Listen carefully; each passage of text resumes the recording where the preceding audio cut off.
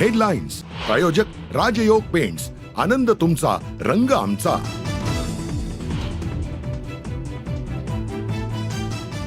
आमदार सुरेश धस यांनी घेतली धनंजय मुंडेंची भेट। धस आणि मुंडे भेटीवरनं राजकारण तापलं। धसांनी आरोपांची तलवार म्यान केल्याची चर्चा।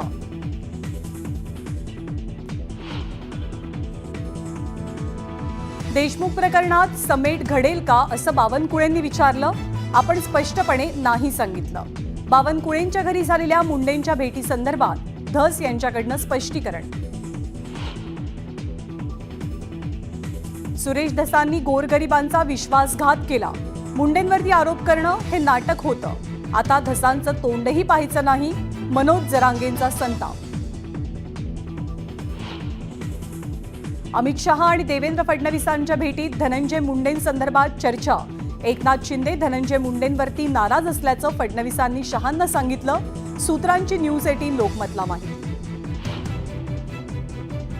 संतोष देशमुखांच्या पत्नीला शिक्षण संस्थेत नोकरी। नोकरीपेक्षा कुटुंबाला संरक्षण देण्याची धनंजय देशमुखांची मागणी।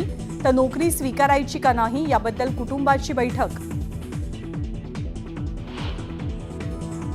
राज्यात लवकरच लव जिहाद विरोधात कायदा येणार। पोलीस महासंचालकांच्या अध्यक्षतेखाली विशेष समिती स्थापन।